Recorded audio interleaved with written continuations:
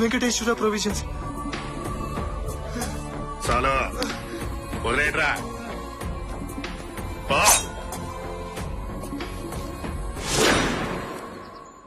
Cyberabad police station. నేను commissioner తో మాట్లాడాలి. చెప్పండి. మీరు ఎంతో కాలంగా వెతుకుతున్న ఘరానా దొంగ రేపు ట్రంక్ రోడ్ లోని శ్రీ వెంకటేశ్వర ఎలక్ట్రికల్స్ లో దొంగతనం చేయబోతున్నాడు.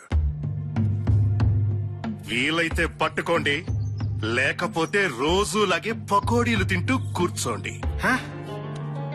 నీకెలా తెలుసు? కడుపుకి అన్నం తింటున్నావా, క్వశ్చన్ బ్యాంక్ తింటున్నావా కమిషనర్? ఎవరు నువ్వు?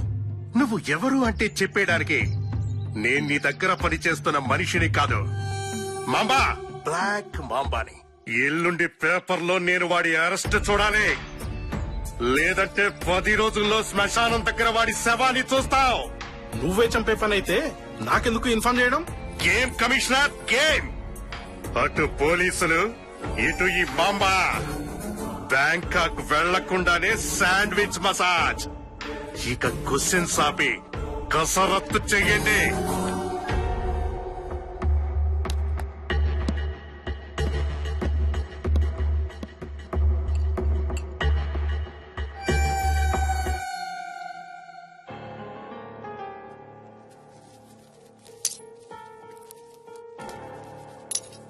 రాయ్, ఈ దొంగతనం చాలా విలువైంది.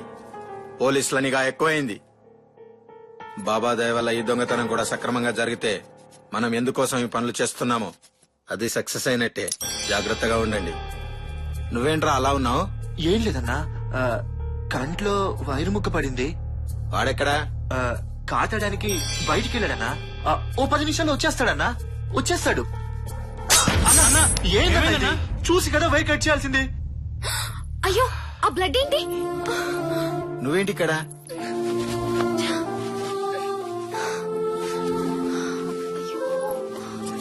ఏం లేదు శ్వాస, చిన్న దెబ్బే. చిన్న దెబ్బైనా పెద్ద కట్టు కట్టాలే సంపు.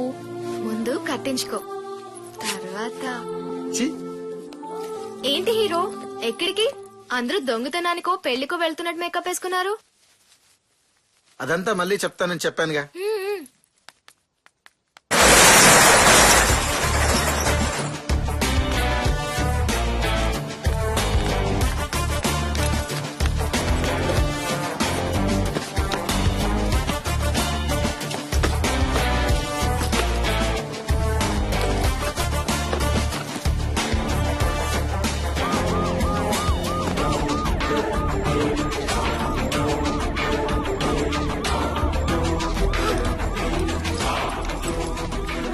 అన్నా, పోలీసులో ఉన్నారు, సైరన్ కొడుతున్నారు.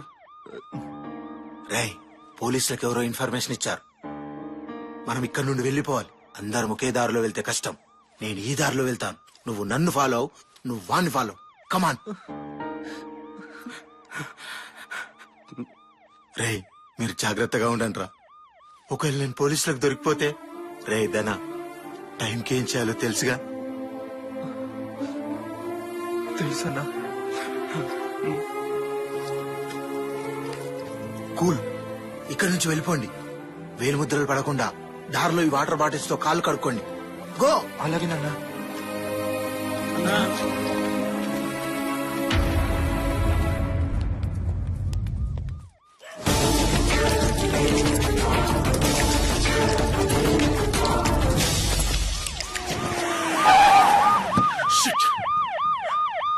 తప్పించుకున్నారు.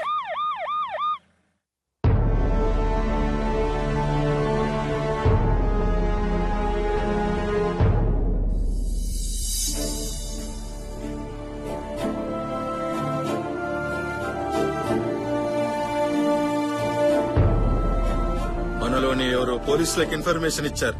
నాకిప్పుడే కన్ఫర్మేషన్ వచ్చింది. నేను మిమ్మల్ని ఎప్పుడూ సాయం చేసే స్నేహితులు అనుకోలేదు, తోడబుట్టిన తమ్ముళ్ళు అనుకున్నాను. ఎవరు చేశారన్న ఈ నమ్మక ద్రోహం? ఎవరు చేశాడో చెప్పన్నా, ఇప్పుడే నరికేస్తాను. వద్దు, ఈ విషయం ఇక్కడే మర్చిపోదాం. మీరంతా నా స్నేహితులు. అసలు స్నేహితులు అంటే ఎవరో తెలుసా? స్నేహం అంటే ఏంటో తెలుసారా మీకు? నువ్వెవరినైనా కత్తితో పొడిచి హత్య చేస్తే నా స్నేహితుడు ఎవరి కడుపులోనో కత్తి దాచుకున్నాడని నమ్మడమే రా స్నేహం అంటే. ఇప్పుడు కూడా మీరు ఇన్ఫర్మేషన్ ఇచ్చిన సంగతి ఎందుకు చెప్తున్నానంటే, మీరు నన్ను దూరం చేసుకున్నా నేను మీకు దగ్గరగానే ఉంటాను. ఈ పనులన్నీ ఎవరి కోసం చేస్తున్నానో ఎందుకోసం చేస్తున్నాను నా మనసాక్షి తర్వాత మీరే సాక్షి. ఈ అన్నయ్య గుండెల మీద గుద్దినా, నమ్మకం మీద నరికినా అభిమానులకు అండగా ఉంటాను, తమ్ముళ్లకు తోడుగా ఉంటాను. సదా మీ ప్రేమకు బానిసన్రా. అన్నా నన్ను క్షమించన్నా. ఈ పాపికి ప్రాయచిత్తం లేదన్నా. ఈ ద్రోహిని క్షమించన్నా, క్షమించు. చిచి తప్పురా, ఏంట్రా చిన్నపిల్లల్లా? ఈ వెన్నెలాంటి మనసు తెలిసే అలుసు తీసుకుందన్నా ఈ వయసు. నేను పోలీసులకు చెప్పలేదన్నా. ఎవరికి చెప్పానో తెలుసా? ఎవరికి చెప్పావురా? మాంబా. మామనా? అవునన్నా, ఆ మామ సిటీలోకి ఎంత్రాడు. ముందు నన్ను పట్టుకున్నాడు, ఆ తర్వాత జుట్టు పట్టుకున్నాడు, ఆ తర్వాత పీక పట్టుకున్నాడు. నువ్వెక్కడున్నావు చెప్పమన్నాడు, లేకపోతే నిన్ను చంపేస్తానన్నాడన్నా. అందుకే చెప్పానన్నా. మామా! అవునన్నా, వాడే హైజ్ లాంటి నీ జీవితంలో కైకలా కలకలం రేపి దశరథుల్లా నేను ఊళ్ళ నుంచి పంపించి రావణాసుళ్ళ సీతమ్మ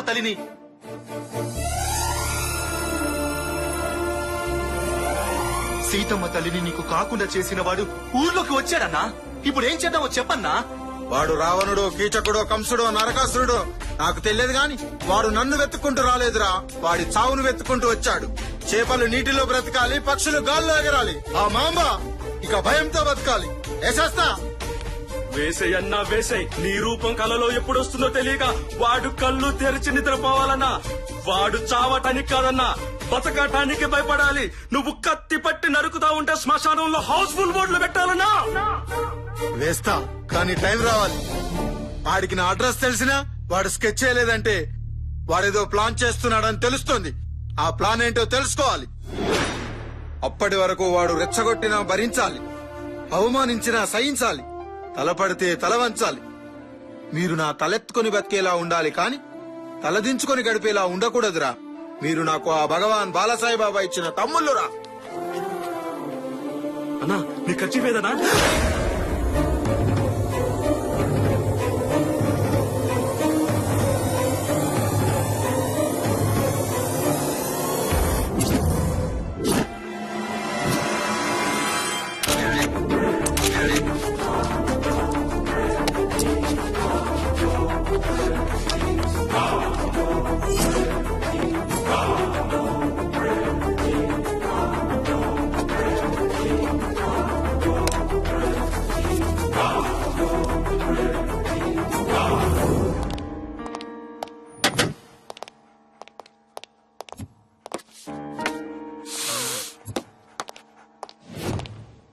వెతకండి. తప్పించుకున్నాను సంబరపడుతున్నాడు. ఇంచి ఇంచి పరిశోధన పెంచి వెతకండి. నిందితుడి ఒక్క వెంట్రుకివ్వండి. వాడి తాత మీసాలకు వాడిన సంపంగి నూనె బ్రాండ్ పేరు చెబుతాను. కష్టం సార్. నిందితుడు మళ్లీ తెలివితేటలు ప్రదర్శించాడు. ఎలక్ట్రిక్ షాపుల మీద నిఘా పెడితే ప్రొవిజన్ షాప్ మీద ప్రతాపం చూపించాడు.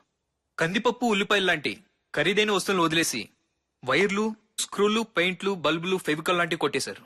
డబ్బు జోలికి పోలేదంటే త్వరలో జబ్బుతో పోయేవాడైనా అయి ఉండాలి, లేదా డబ్బు మీద వ్యామోహం లేని గబ్బు విధమైనా అయి ఉండాలి. వెతకండి. అగ్గిపుల్ల, సబ్బు బిల్ల, కుక్క బిల్ల కాదేది సాక్ష్యానికి అన్నారం. ఒక చిన్న గుడ్డ ముక్క.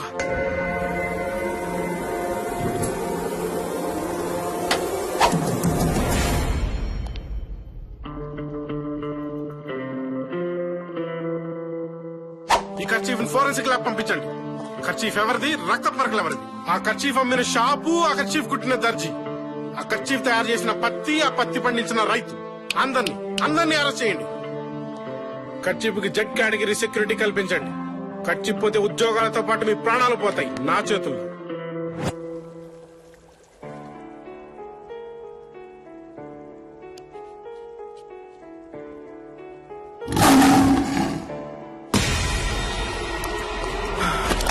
ఏమైంది డాక్టర్? వాడు నిప్పుకే సెగ పుట్టించగల మగాడు, నీటికే చెమట పట్టించగల ధీరుడు. వాణ్ణి పట్టుకోవడం అంటే చావుని ముట్టుకోవడమే. ఎందుకని డాక్టర్? ఈ దెబ్బ తగిలిన వ్యక్తి వయసు 20-30 సంవత్సరాల మధ్య ఉండొచ్చు. ఆ కర్చీఫ్ నలిగిన తీరు, ఆ రక్తంలోని ఆవేశం చూస్తుంటే అతడు సామాన్యుడు కాదు. 4 ఏనుగుల బలమున్నవాడు, 10 సింహాల పౌరుషం ఉన్నవాడు, జీవితం మీద ఆశ వదులుకున్నవాడే ఎవడైనా అతని జోలికి వెళ్ళగలడు. అసలు ఏమైంది? మీరు మంచి క్లూనే పట్టుకున్నారు కమిషనర్.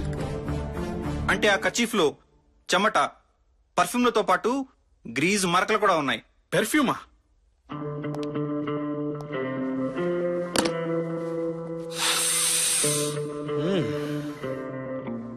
ఇది పర్ఫ్యూమ్ లా లేదు, ఓల్డ్ సిటీలో దొరికే అత్తర్లా ఉంది. కర్చీఫ్ డిజైన్ చూస్తుంటే ఇది అమ్మాయిలు వాడే కర్చీఫ్ లా ఉంది. అత్తరు కూడా వాడుతున్నారు అంటే ఎవరైనా ఓల్డ్ సిటీ దగ్గర నివసించే అమ్మాయి ఉండొచ్చు, లేదా ఆ నిందితుడి ప్రియురాలి కర్చీఫ్ అయినా ఉండొచ్చు. ఏదైనా గొడవలో అతని చేతికి గాయమై ఉంటే అప్పుడైనా కట్టుండాలి. లేదా దొంగ మనం అనుకున్నట్లు మగాడు కాకుండా లేడీ అయ్యే అవకాశం కూడా ఉంది. 90 లక్షల మంది జనాభా ఉన్న ఈ సిటీలో ఈ కర్చీఫ్ ఎవరితో కనిపెట్టడం ఎలా సార్? అది ఈ రాథోడ్ చూసుకుంటాడు. వెళ్ళి సెన్సస్ లిస్ట్ పట్టుకురా, ఆఫీస్ లో కలుద్దాం. Yes sir. సార్ 90 లక్షల మంది ఉండే హైదరాబాద్ లో ఒక్క నిందితుడిని ఎలా పట్టుకుంటారు సార్? ఎస్, హైదరాబాద్ జనాభా 90 లక్షలు. అందులో స్త్రీలు 42,33,416 మంది. అందులో 20 నుంచి 30 మధ్య ఉన్న అమ్మాయిలు 6,98,306 మంది. అరక్షణలో 6 లక్షలు తెచ్చేశారు. Heads off sir. సో మన దగ్గర ఉన్న స్టాటిస్టిక్స్ ప్రకారం ఓల్డ్ సిటీలో 20 నుంచి 30 మధ్య వయసున్న